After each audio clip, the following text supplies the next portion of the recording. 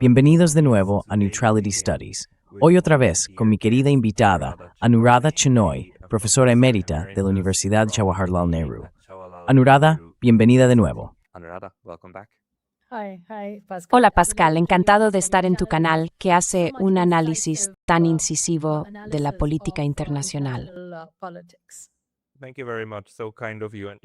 Muchas gracias, muy amable. Y tú también escribes mucho, de hecho, haces muchos análisis sobre la política exterior de la India. Y, por supuesto, también eres experto en Rusia. Has estudiado a fondo las relaciones entre la India y Rusia.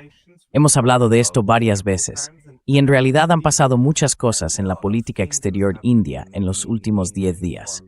¿Podrías ponernos al día con los distintos acontecimientos?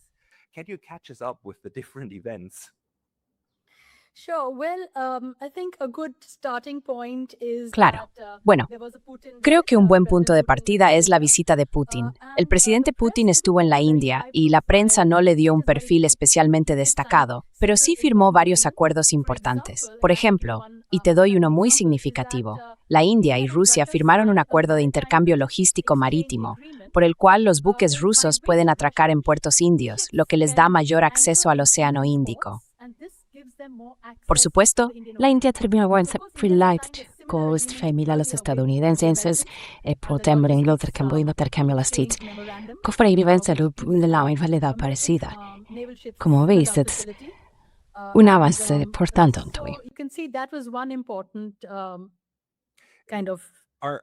¿Son iguales? Se trata básicamente de los mismos derechos para los rusos que para los estadounidenses. ¿O es más bien un simple copiar y pegar?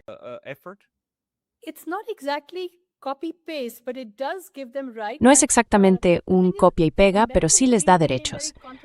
Y la cuestión es que el acuerdo con Estados Unidos se volvió muy polémico, porque claro, la India no quiere ser, al menos hasta ahora, no ha querido ser, parte de ninguna aventura o estrategia estadounidense de contención contra China, algo que no percibe con Rusia. Además, da acceso a los barcos indios al Ártico. Así que es un acuerdo mucho más equilibrado que el que tienen con los estadounidenses. Ahora bien, los buques indios no tienen realmente interés en ir a puertos de Estados Unidos, la flota naval no tiene interés en eso, pero sí lo tienen en el Ártico y en los puertos rusos de la costa este, desde Vladivostok hacia el norte hasta el Ártico. Eso fue un punto importante. Y luego están las centrales nucleares, el aumento del comercio.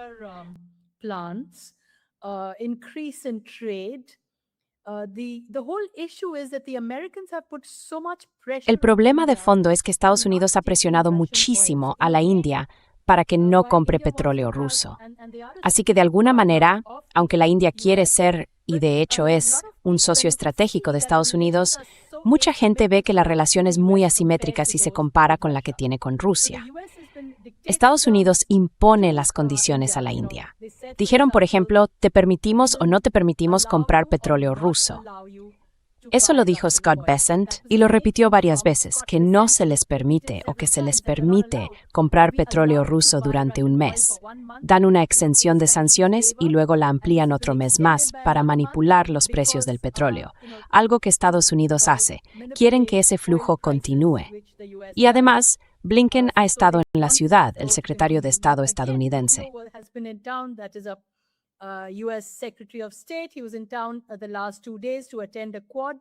Estuvo en la ciudad los 2 últimos días para asistir a una reunión del Quad en la India, la reunión de ministros de Asuntos Exteriores del Quad, y de nuevo, toda su agenda consistía en vender petróleo indio durante la reunión bilateral que tuvo directamente con el primer ministro, ni siquiera con el ministro de Exteriores.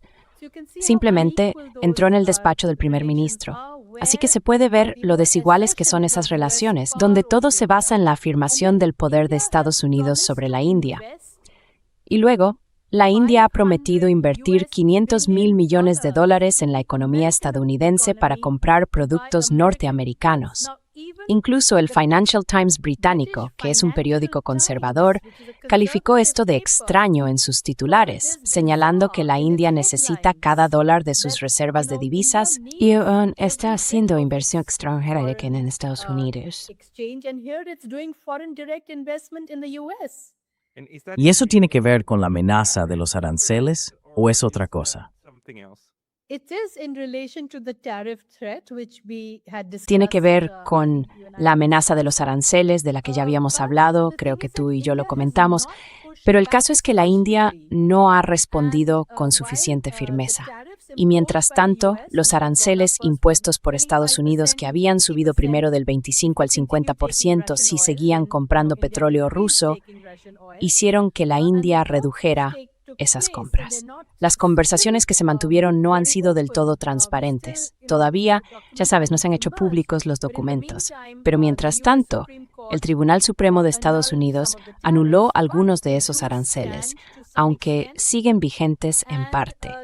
Y por lo que he leído de muchos economistas indios, estas medidas no han beneficiado ni a los agricultores ni a la economía india, aunque el gobierno lo haya negado.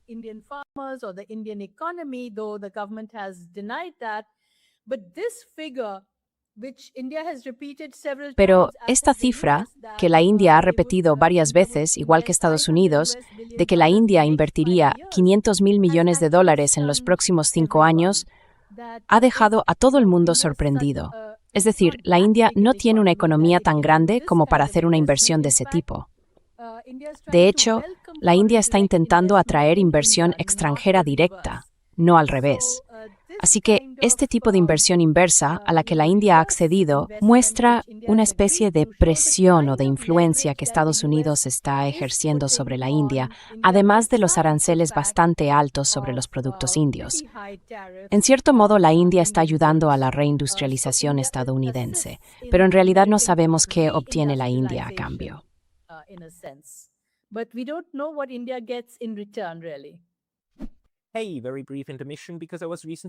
Oye, una pausa muy breve, porque hace poco me banearon de YouTube.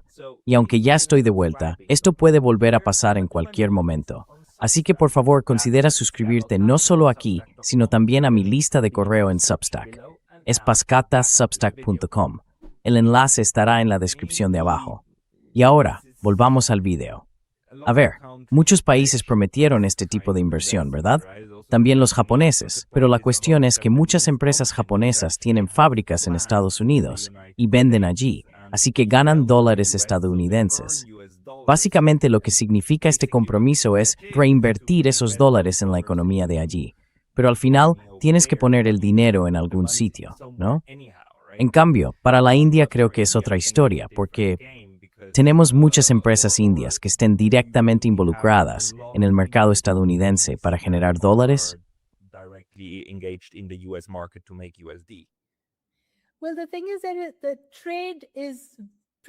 Bueno, la cuestión es que el comercio va bastante bien, el comercio entre la India y Estados Unidos, donde la India ha tenido un superávit, es algo así como unos $10,000 millones al año entre ambos países, y la India mantiene un gran superávit. Pero no hay tantas empresas indias, aunque grandes compañías como Adani han prometido, ya sabes, establecer sus negocios en Estados Unidos por las distintas presiones que han tenido. Y se puede ver algo parecido con Corea del Sur. Corea del Sur era la más avanzada en construcción naval y ahora se ha comprometido a invertir $150,000 millones en la industria naval estadounidense.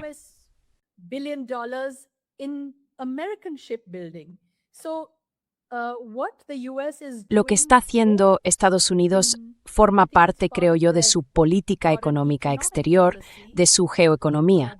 Están aplicando lo que llaman reparto de cargas, igual que cuando presionan a la OTAN para que comparta los costes, que compren armas estadounidenses, que inviertan en el complejo militar industrial, y eso está provocando una desindustrialización que se puede ver, por ejemplo, en Alemania. He visto que lo habéis comentado en vuestro canal.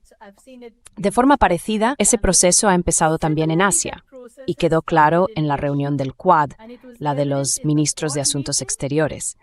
El tipo de presión que Estados Unidos está ejerciendo sobre los países asiáticos va en esa misma línea, que asuman parte de la carga. Así que no se trata solo de que haya bases estadounidenses. Por supuesto, India no tiene ninguna base de Estados Unidos, pero Japón, Filipinas, Corea del Sur y otros sí.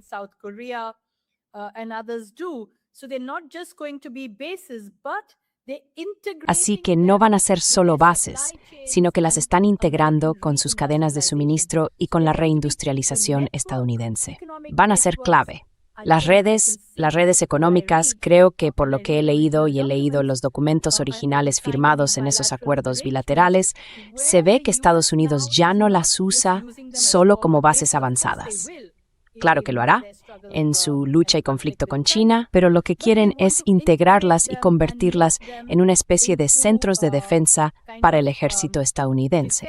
Por supuesto, antes ya estaban ahí importando material militar y armas de Estados Unidos, pero ahora también con cadenas de suministro económicas donde ellos invertirán en Estados Unidos y Estados Unidos venderá sus productos aquí.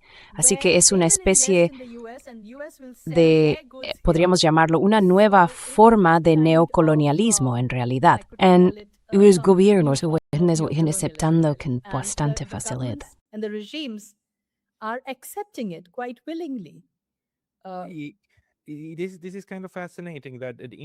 Es bastante curioso que la India haya aceptado eso. Quiero decir, una cosa es la presión, pero por otro lado hemos visto que el gobierno del señor Modi ha estado muy dispuesto a aceptar muchas cosas. Y por supuesto, también hubo esa coincidencia tan desafortunada en el momento, que él fue a visitar Israel, básicamente unos 5 días antes de que Israel y Estados Unidos lanzaran su ataque sorpresa contra Irán. Desde entonces, por un lado, creo que la India no está muy contenta con la guerra en Irán, pero por otro, el señor Modi ha guardado mucho silencio al respecto. Aún así, el impacto del petróleo tiene que notarse. Quiero decir, ¿cómo afecta ahora a la India el cierre del estrecho de Hormuz?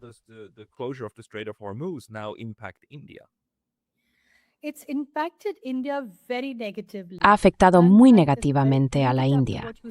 Y lo relaciono con lo que decías sobre la visita del señor Modi a Israel. Se organizó en un momento en que Israel estaba muy aislado. Por primera vez, muchos países europeos lo ven como un estado paria.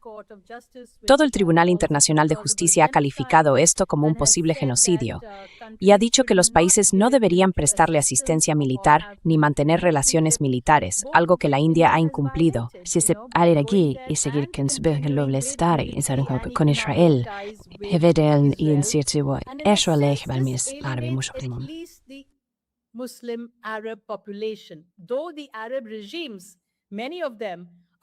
Aunque muchos de los regímenes árabes también son cómplices de esto, salvo Irán. Y hay que recordar que Irán ha mantenido relaciones muy antiguas y significativas con la India durante décadas.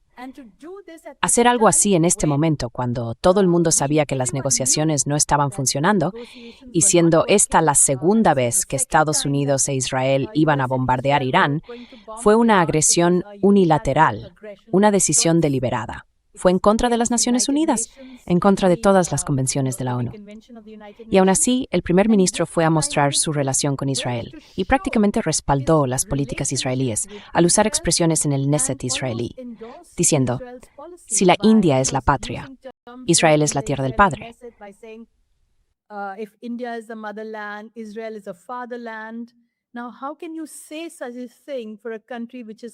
¿Cómo se puede decir algo así de un país que está cometiendo un genocidio contra los palestinos? Una causa por la que la India ha sido, desde los años 40 y 50, uno de los primeros países en reconocer el derecho de los palestinos a la autodeterminación.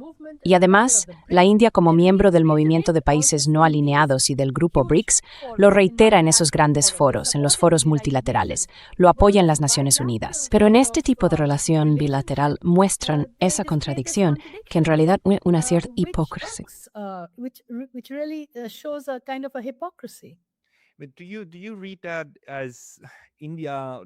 Interpreta eso como que la India tiene 2 corazones en el pecho que laten a ritmos distintos. Uno sería el corazón anticolonial y el otro, el del actual gobierno de derechas. ¿O cree que es algo propio del gobierno de Modi? Y si es así, ¿piensa que eso acabará volviéndose en su contra? ¿O su apoyo sigue creciendo? ¿Está disminuyendo?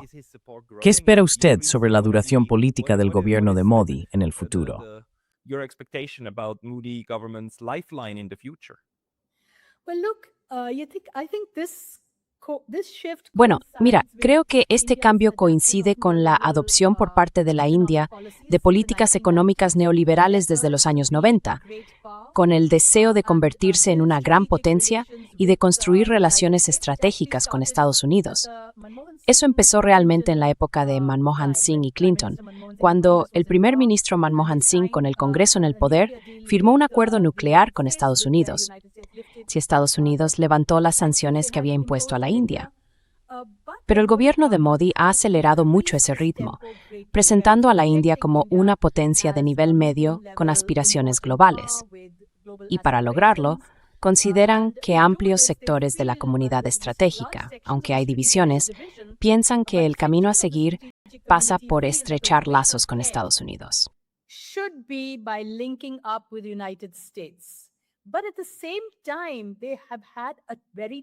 Pero al mismo tiempo han mantenido una relación muy consolidada con Rusia. Gran parte del desarrollo que vemos en la India se debe al impulso que el sector público y el Estado dieron al sector privado, al sector capitalista, a esa economía mixta. Pero con esta transición ha llegado la privatización y el crecimiento de una clase capitalista india que, en cierto modo, tiene vínculos tanto con Rusia como con Estados Unidos y con Europa. Por eso dicen, y lo expresan así, que hay 4 aspectos en el marco político. Uno de estos es la autonomía estratégica, vincularse con un mundo multipolar.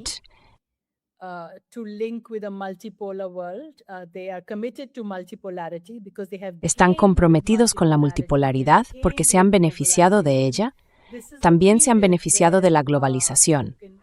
Este es un periodo en el que se puede asociar el ascenso de la India con esa transición del mundo unipolar al multipolar, con la apertura de su economía. Así que ese es el primer punto, su compromiso con la multipolaridad. El segundo es la autonomía estratégica, es decir, que la India debe decidir por sí misma su camino de desarrollo. Y eso se ve cada vez más en muchos países del sur global que están llegando a un punto de, digamos, despegue. Si queremos usar la teoría del 5% de Rostow, cuando se alcanza ese nivel, el país despega. Por eso su autonomía estratégica es tan importante.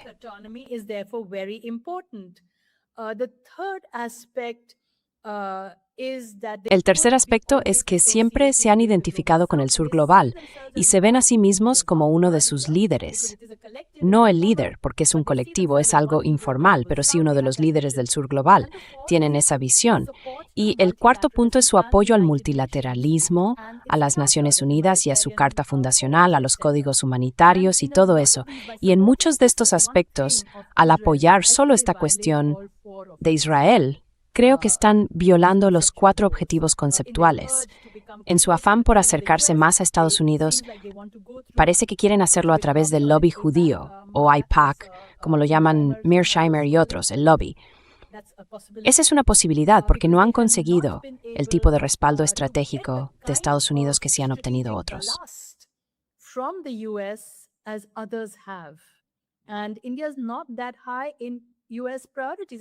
Y la India no está tan arriba en las prioridades de Estados Unidos.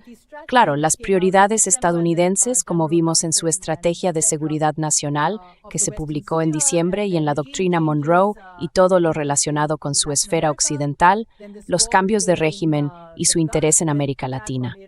Luego está esta guerra en el Golfo, su ataque a Irán y el intento de equilibrar sus relaciones con China.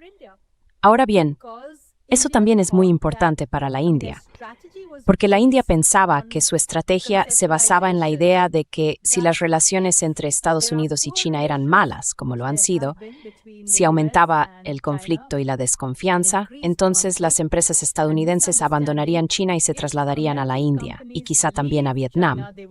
Y eso en parte ha ocurrido. Apple, por ejemplo, y ahora Google, tienen enormes centros en la India.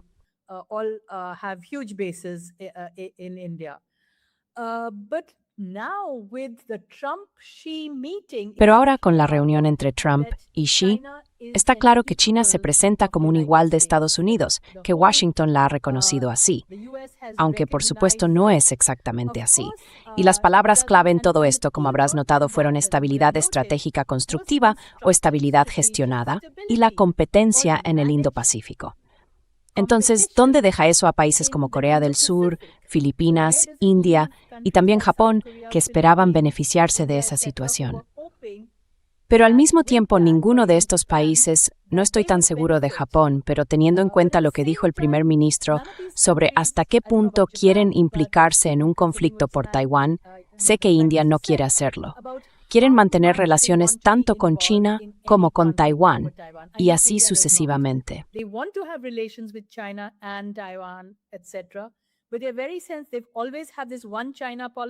Pero ellos siempre han mantenido la política de una sola China. Lo tienen muy claro. No ha cambiado. A veces son algo ambiguos, es decir, no lo reflejan claramente en su política o en los documentos entre India y China. Y eso generó cierto problema cuando el ministro de Asuntos Exteriores, Wang Yi, visitó la India. Quiso que eso quedara por escrito en la declaración bilateral, pero la India no lo incluyó. Dejaron ambigua la cuestión de si la India reconoce a Taiwán como una provincia de China. Pero eso también implica que la India quedará algo relegada, porque Estados Unidos ya no la necesita del mismo modo. Y por eso, cuando se celebró esa reunión del Quad, con los 4 ministros de Asuntos Exteriores, el japonés, el australiano, Er weet wou ask and burn, Smoms Nis and Nis. That's right. That's why it's called the Quadrilateral Forum. Exacto. Sí, por eso se llama el Foro Cuadrilateral. Empezó en 2007, pero no llegó a despegar del todo. Luego, durante el segundo mandato de Trump, en 2017, volvió a recibir un impulso. Y más recientemente, otra vez, no han tenido cumbres especialmente importantes. Así que creo que Estados Unidos está redefiniendo su relación con el Quad de esa manera. Se puede ver en la declaración conjunta que salió de esa reunión. El Quad le da a Estados Unidos acceso, se centra en los minerales críticos, refuerza las ventas de energía estadounidenses y su tarea principal será mejorar la vigilancia marítima y la infraestructura portuaria en toda la región del Indo-Pacífico.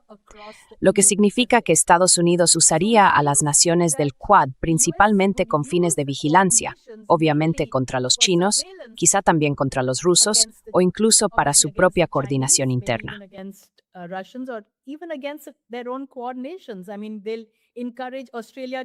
Quiero decir, van a animar a Australia a contarle a Estados Unidos lo que está haciendo la Marina India en relación con la Marina rusa, porque hay una gran ruta, la de Vladivostok a Chennai, que se usa para el transporte marítimo indio, para el petróleo ruso y también para ese comercio gris y todo eso. Así que esto es lo que Estados Unidos imagina para el Quad. Pero la India le resta importancia y sigue diciendo que no es una alianza militar, que no va contra nadie, contra ningún tercer país. Tanto Rubio como el ministro de Asuntos Exteriores dijeron que sus políticas exteriores son de múltiples vectores.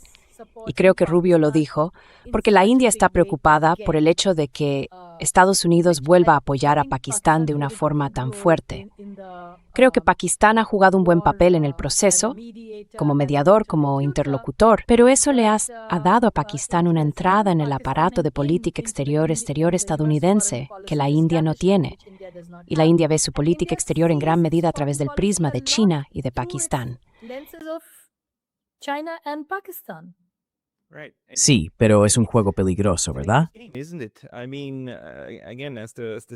Quiero decir, como dice el refrán, los países no tienen amigos permanentes, solo intereses permanentes, ¿verdad? Y es que por un lado, sí, hay preocupaciones sobre China, incluso disputas fronterizas y todo eso. Por supuesto, lo mismo pasa con Pakistán. Por otro lado, Estados Unidos es útil en ciertos aspectos, pero al mismo tiempo representa una amenaza para la economía india y para los intereses de la India.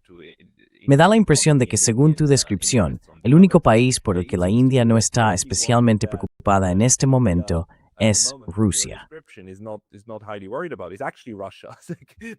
No, somos buenos amigos, y la verdad es que no te tenemos miedo, ni nos estás haciendo ningún daño. Eso tiene que ver con el caso. Sí, bueno, primero sobre ese aforismo tan repetido de los intereses permanentes.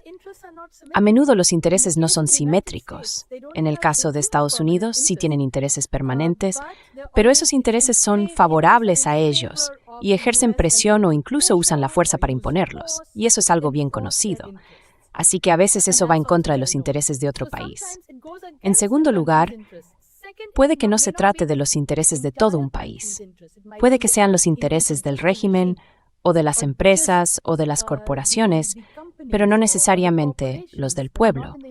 Y eso se ve claramente ahora entre la India y Estados Unidos, donde la India está cediendo ante los intereses estadounidenses en lugar de defender los suyos propios. Y eso también se nota, yo lo noto en las relaciones de Estados Unidos con muchos otros países.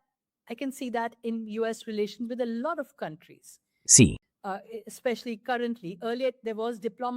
Especialmente ahora.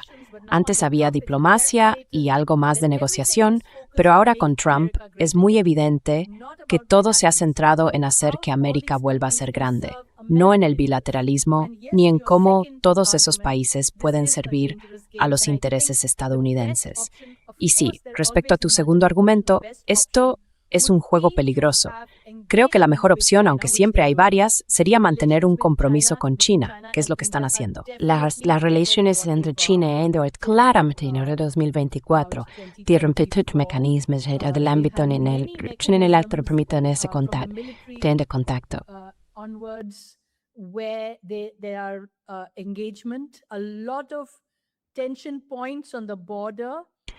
Muchos de los puntos de tensión en la frontera no se han resuelto del todo, pero se han gestionado bastante bien. Ambas partes se han alejado de los conflictos directos. Hay mucho comercio entre India y China. Gran parte del comercio de la India con el resto del mundo depende de elementos precursores que vienen de China. Digamos, como se suele decir, que la India es la farmacia del mundo. Exporta muchos productos farmacéuticos y equipos electrónicos. Pero muchos componentes pequeños, tanto para antibióticos como para chips, proceden de China. Así que existe una especie de colaboración. Y ahora la India ha abierto la puerta, de hecho lo anunciaron hace poco, para que China pueda invertir en el país. exacto.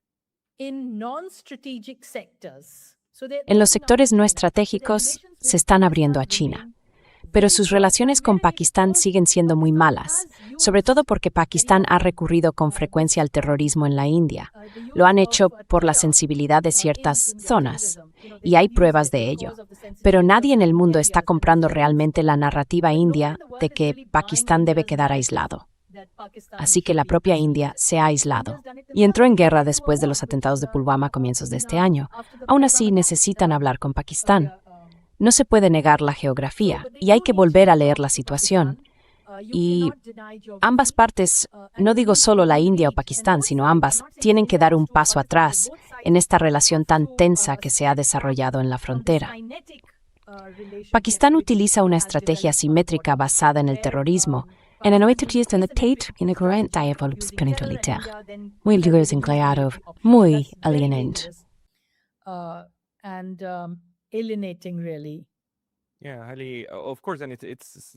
Sí, claro. Y es muy peligroso, por supuesto, porque los dos son potencias nucleares, además del daño que se puede causar con armas convencionales. Pero recuerdo que la primera vez que hablamos, tú señalaste que muchos países alrededor de la India habían tenido recientemente cambios de régimen, desde Bangladesh hasta Sri Lanka. ¿Y a quién más mencionaste? Pakistán. Pakistan, of course. Sí, Pakistán, claro, en 2022. Entonces, quiero decir, ¿crees que también hay cierto temor dentro de la India de que si el país se inclina demasiado en una dirección, por ejemplo, si se alejara de Israel o algo parecido, pudiera intentarse algo así? ¿Cuál es tu valoración sobre la capacidad de resistencia de la India frente a todos esos proyectos de la NE y esas cosas de revoluciones de colores impuestas por la CIA? Esa es una especie de maniobra que también está por encima del propio gobierno indio.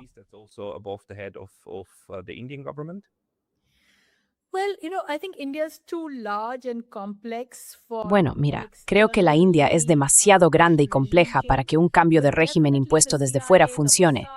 Pero sin duda, La CIA, el Vassal, la NED, Soros, todos están activos.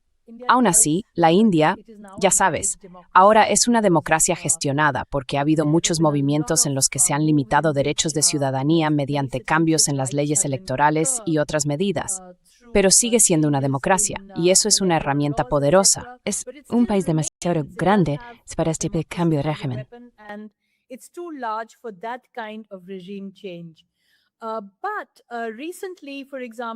Pero últimamente, por ejemplo, ha habido una tormenta en las redes sociales entre los más jóvenes, lo que llaman la generación Z, criticando el sistema educativo, lo cual está bien.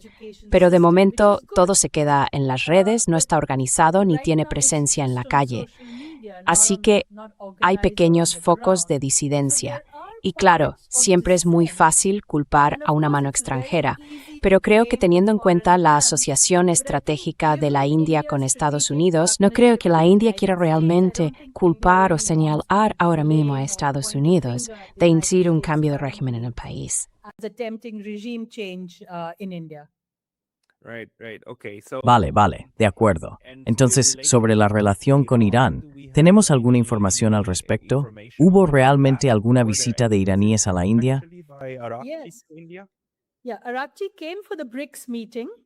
Sí, Arachi vino a la reunión de ministros de Asuntos Exteriores de los BRICS y pidió a la India que presentara dentro de los BRICS una resolución que condenara la guerra entre Estados Unidos e Israel. Pero los Emiratos Árabes Unidos también son miembros, de hecho se incorporaron recientemente a los BRICS. Es decir, ambos países fueron incluidos en el grupo. Y los Emiratos querían en realidad una resolución contra Irán. Así que hubo un pequeño embrollo, creo, dentro de la reunión de los BRICS. Y eso se notó, porque no hubo resolución, no hubo un texto de consenso al final del encuentro. En su lugar, lo que salió de la reunión de ministros de Exteriores de los BRICS fue que la India, como país que presidía, publicó un documento final en el que se reflejaban las diferencias entre los miembros según sus posiciones nacionales.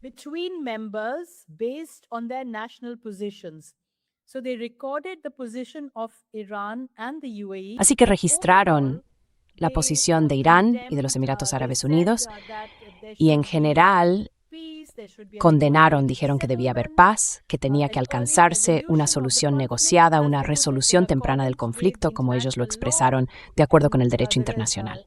Y la declaración de la India decía que debía garantizarse un flujo sin obstáculos del comercio marítimo por las vías internacionales y la protección de las vidas civiles y de las infraestructuras.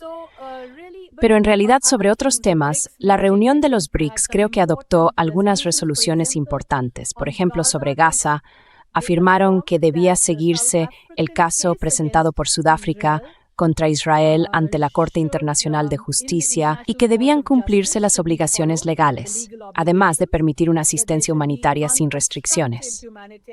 Pidieron a todas las partes que permitieran esa ayuda humanitaria. Y también reiteraron su antigua posición de que la Franja de Gaza debía unificarse con Cisjordania y que Palestina tenía derecho a la autodeterminación. Y eso también lo incluyeron. Sí, eso se hizo con el consentimiento de los Emiratos Árabes. El resto fue todo por consenso. Fue en este punto donde no lograron alcanzarlo, así que solo hubo una declaración conjunta de resultados por parte de la India. Pero no dijeron que no hubiera consenso sobre esto. Incluso en el caso del Líbano, dijeron que condenaban los ataques de Israel contra la FINUL. Pidieron un alto el fuego en el Líbano, en Siria y en Sudán. Se opusieron a las medidas económicas unilaterales, es decir, a las sanciones, que es una postura tradicional de la India. Expresaron su preocupación por las cuestiones relacionadas con el terrorismo. Y también apoyaron que el nuevo Banco de Desarrollo, el NDB, que es la principal institución económica de los BRICS, funcione sobre la base de estar dirigido por sus miembros y guiado por la demanda.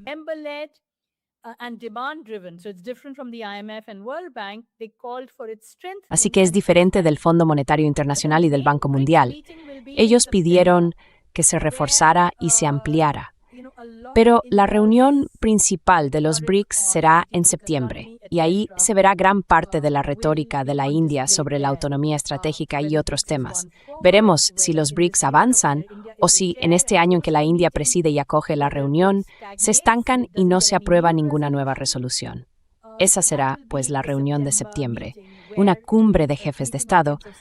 Por supuesto, a la India le gustaría que asistieran el señor Putin y Xi Jinping, pero no está claro quién vendrá.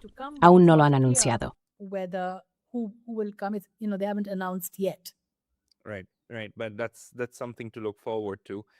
Sí, sí, pero eso es algo a lo que hay que estar atentos y seguir de cerca. Además, porque los BRICS ahora mismo están otra vez en uno de esos momentos. Han tenido mucho viento a favor, ¿verdad? Y hasta Kazán, diría yo, todo eran comentarios positivos. Pero últimamente han surgido muchas voces preguntándose si esto puede continuar, o si la guerra en Irán y otros factores, si Estados Unidos está consiguiendo realmente meter un palo en la rueda de este proceso. Por un lado, con las amenazas que lanza, y por otro, con los incentivos que intenta ofrecer. ¿Cuál es tu impresión en el caso de la India? Porque una cosa que sí sabemos es que la relación entre China y Rusia está en su punto más alto. Es difícil que mejore mucho más, pero ya sabes, ahora cooperan de forma muy estrecha. Y probablemente China incluso haya cambiado su postura sobre lo que Rusia debería o no debería hacer en relación con Ucrania. ¿Dónde ves tú que encaja la India dentro, digamos, del núcleo de los 5 países de los BRICS?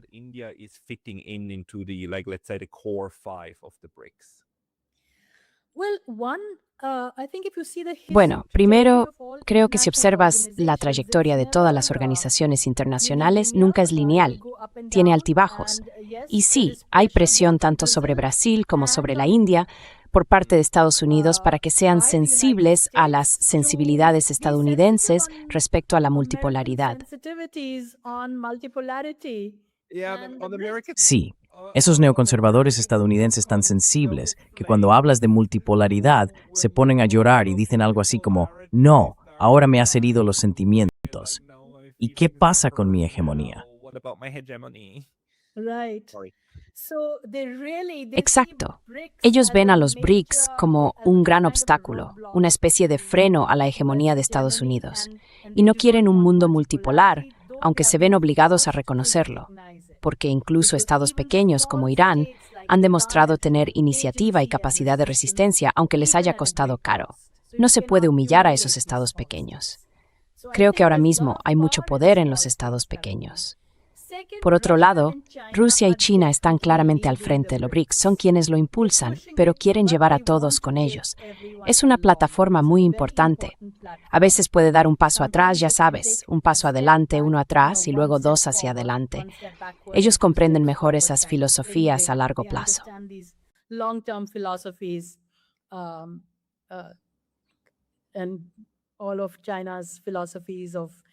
Y todas esas filosofías de China de oculta tu capacidad, espera tu momento y demás, las aplican todas.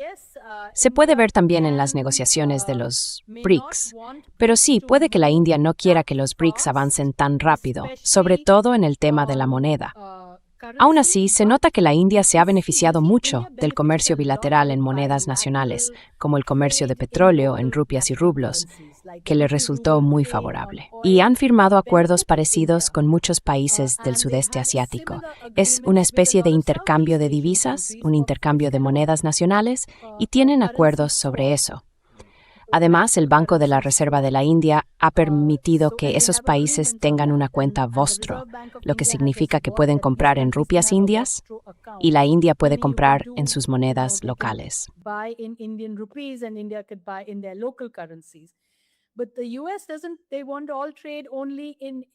Pero Estados Unidos no.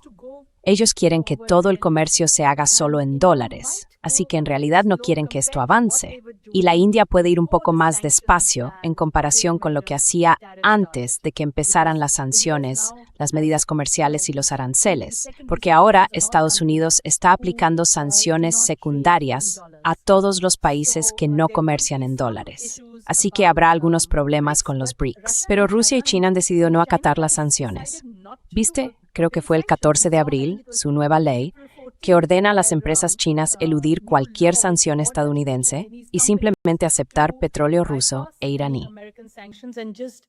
Take Russian and Iranian oil, for I example. was just about to ask about that. I mean, that's the first Justo iba a time that preguntar por eso. China actually Quiero decir, es la primera vez que China prohíbe a sus propias refinerías cumplir con las sanciones de Estados Unidos.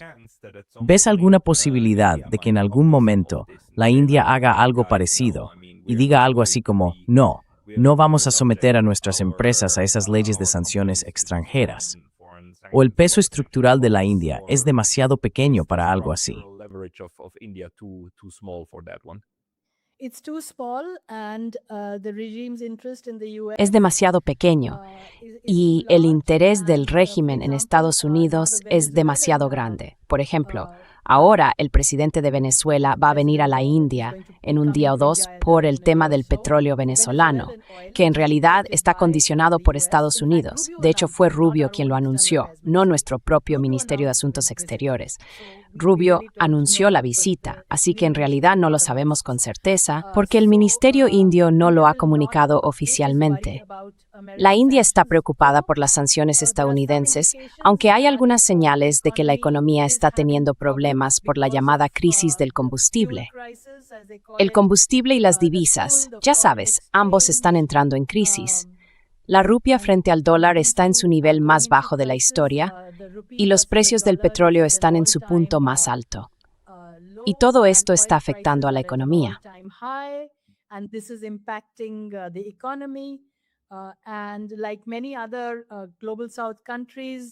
Y como muchos otros países del sur global, el gobierno está diciendo, trabajad desde casa 2 días a la semana para reducir los costes del combustible. Todo eso son señales de una inflación alta, de desempleo y de otros problemas, aunque oficialmente no se haya calificado así. Porque si renuncias a comprar petróleo ruso barato con descuento, que beneficiaba a la economía india, y la India depende totalmente del petróleo, no tenemos producción propia, como ocurre en gran parte del sudeste asiático. Todo se importa, y si además el petróleo con descuento que llegaba de Rusia y de Irán se ha reducido, pues claro, eso se nota.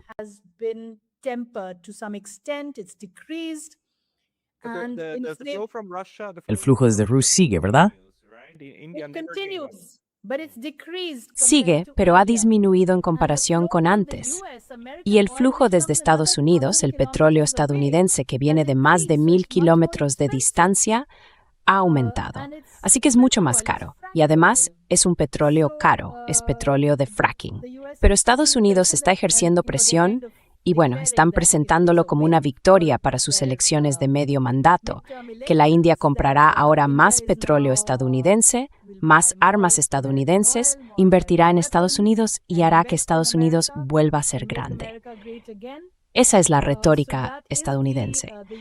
Mientras que yo, por ejemplo, no veo que eso sea realmente de interés para la India llegar tan lejos. No estoy en contra de mantener relaciones estratégicas con todos los países, pero deberían basarse en un cierto nivel de igualdad, algo que solo China ha conseguido con Estados Unidos. Todos los demás países tienen relaciones asimétricas. Y eso es lo que Estados Unidos busca para mantener al menos una hegemonía reducida.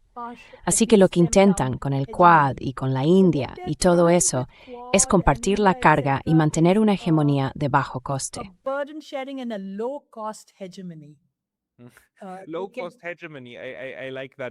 Hegemonía de bajo coste. Me gusta esa expresión. Es como decir, vale, ya no queremos gastar todos estos recursos en vosotros, pero aún así haced lo que decimos.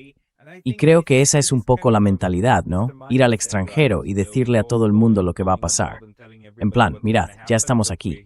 Mientras que, en mi percepción, los rusos, pero también los chinos, llegan con propuestas reales, del tipo, hacemos esto, ¿qué te parece aquello?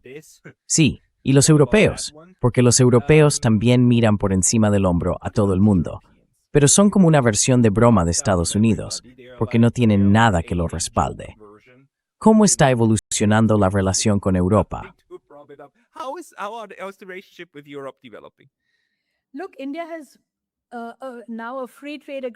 Mira, ahora la India tiene un acuerdo de libre comercio con Europa. Mantienen buenas relaciones con Europa. Claro, Europa Antes solía dar muchas lecciones a la India sobre derechos humanos, democracia y disidencia. Pero todo eso ha quedado en evidencia después de que apoyaran y fueran bastante cómplices del genocidio en Gaza y contra los palestinos. En realidad, su principal interés es el comercio. Han bajado un poco el tono, aunque los europeos siempre incluyen esas cláusulas sociales en sus acuerdos comerciales. Esas cláusulas sociales significan que debe haber una industria verde, que solo pueden importar productos con una etiqueta ecológica, lo cual supongo está bien.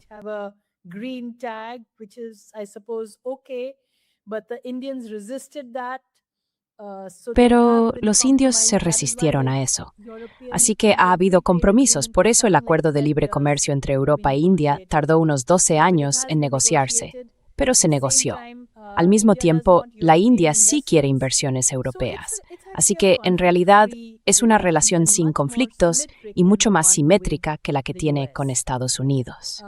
Además, creo que la India es muy consciente del tipo de burocracia con la que hay que lidiar en la Unión Europea. Por eso tienen acuerdos bilaterales con el Reino Unido, con Noruega, con Bélgica y así sucesivamente. Eso es más fácil que tener un acuerdo con toda la Unión Europea. Pero las relaciones con Europa, diría yo, son bastante positivas, ¿sí? Y beneficiosas para ambas partes.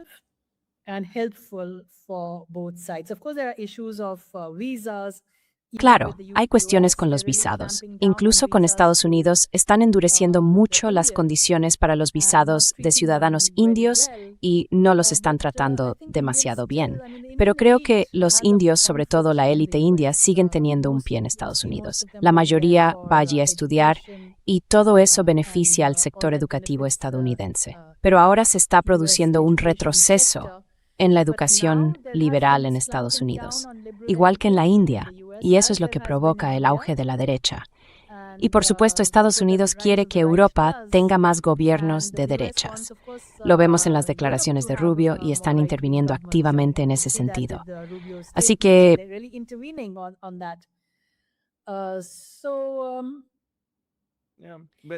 Sí, pero es bastante interesante. Quiero decir, en cierto modo, lo que se desprende de esta conversación es que con una política exterior multivectorial, también llega una política exterior con múltiples desafíos, ¿verdad? por supuesto, y más desafíos para la paz, porque ahora las cosas son distintas, ya sabes, antes. Claro, los estadounidenses fueron un factor en la guerra entre India y Pakistán, aunque la resolución fue principalmente decisión de la India. Fueron ellos quienes dijeron, vale, después de 4 días ya es suficiente. Fue una guerra muy limitada. Pero luego el presidente Trump dijo casi 100 veces que él había sido el principal mediador. Lo incluyó dentro de su lista de todos como y de su argumento para el Premio Nobel de la Paz. Así que ahí está el desafío. Todos los desafíos siguen ahí. Ya veremos.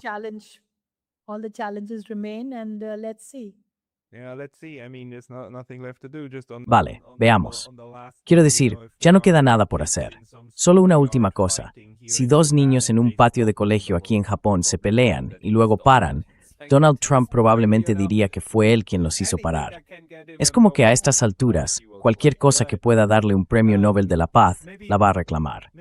Pero bueno, quizá un último punto. ¿Cómo ven los indios y los medios la guerra con Irán? Es algo que, también en la percepción pública, está bastante claro.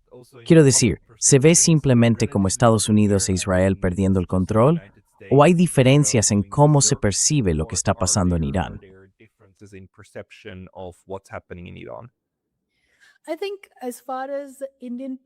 Creo que, en lo que respecta al pueblo indio y a los medios de comunicación, han mostrado la guerra tal como es.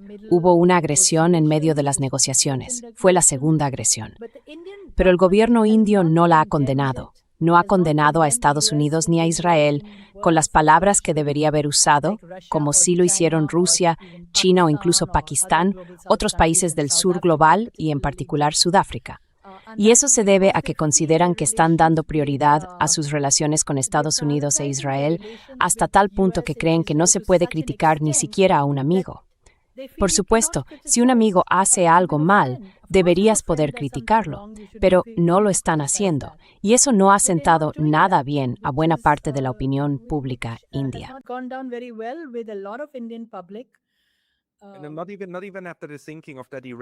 Ni siquiera después del hundimiento de aquel barco de la Marina iraní que estaba en aguas indias por invitación, ¿verdad? Quiero decir, eso debió de ser un golpe bastante fuerte.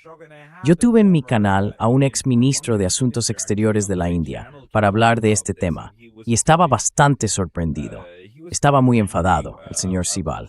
Estaba realmente molesto por aquello. Pero parece que el gobierno actual, en este momento, prefiere mantenerse en silencio para no un conflicto donde no lo necesita, en cierto modo.